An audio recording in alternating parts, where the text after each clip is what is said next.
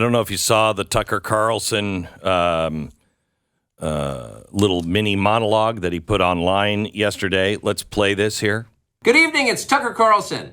One of the first things you realize when you step outside the noise for a few days is how many genuinely nice people there are in this country. Kind and decent people, people who really care about what's true, and a bunch of hilarious people also, a lot of those. It's got to be the majority of the population, even now.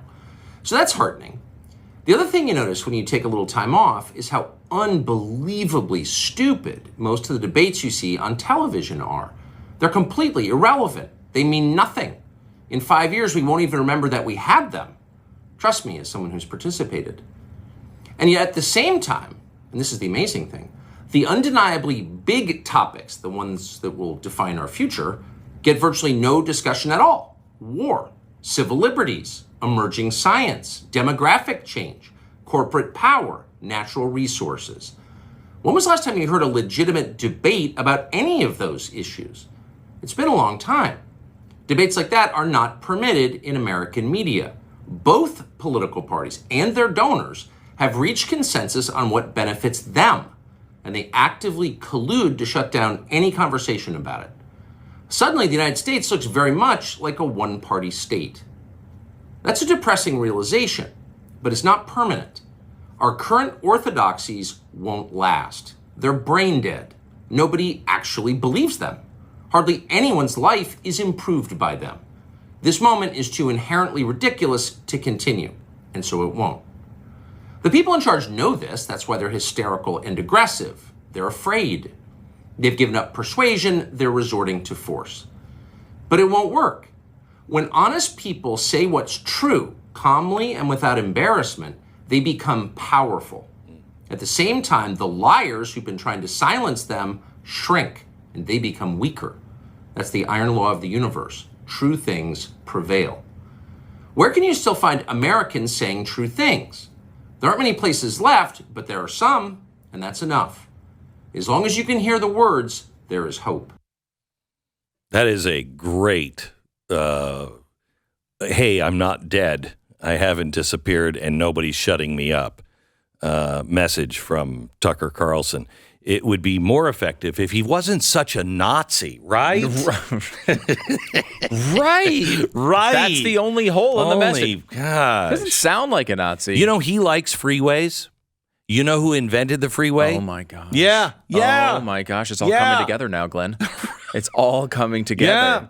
Yeah. The tone of that, I think, is really great. You know, I mean, I know it is. You know, you see that and you see that's the happy warrior type of thing, right? Where, like, he's not backing down. He's not leaving his foundations or his principles, but he's also smiling, you know, and enjoying life a little bit. Right. Well, of course, you know, you're more paid of that. $100 million and they say, get out and you're not going to work for it.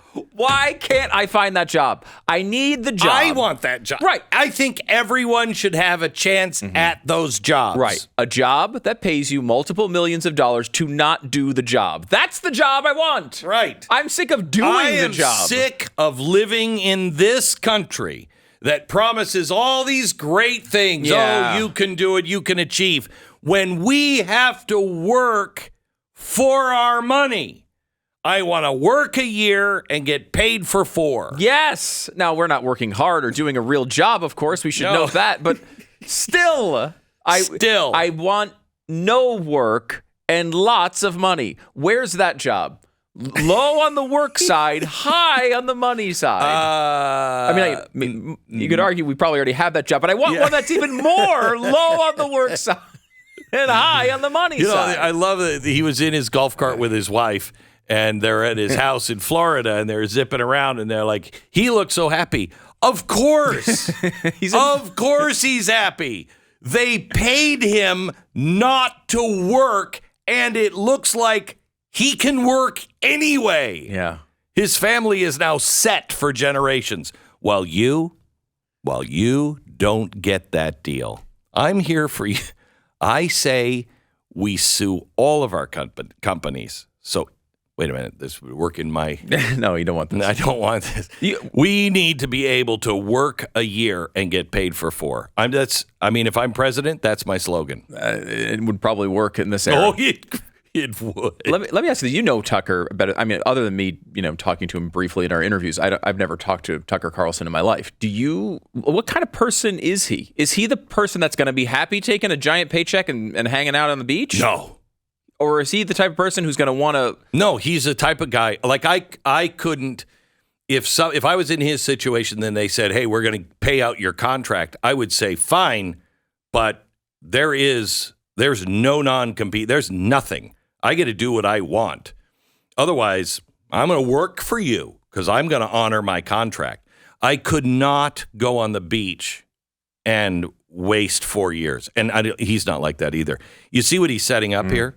He's setting up a different kind of show, a show where he takes big issues and debates them. That's where he's headed. Yeah, looking for something a little bit more substantial, which is great. It is something we really need. I will say it really connects when he's talking about that thing where we have these debates and then 5 years later we don't even remember they happened. It's so true. We waste so much time on nonsense. It's really, really crazy because when, all the conventional wisdom has always been, online, people want it in 3 minutes.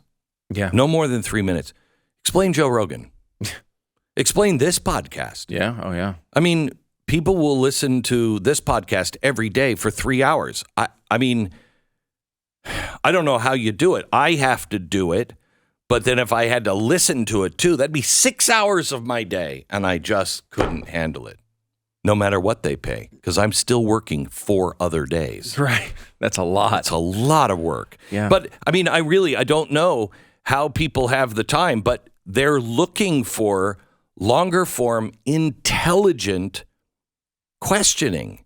And honest questioning. And look, we try to do that every day here. But I do think that as a society, certainly on cable news, you see a lot of this happening where you're just, he even said it. I've even participated in it. Of course, we have as well. Like, everybody has. But it is something that we could fix. And I think that's what people want. And it's being fixed. Yeah, it is. It's sorting itself out. It's just those damn commies that are trying to prop up the old system that is worthless. They say it's about progress. No, it's not. They're propping up all the old systems.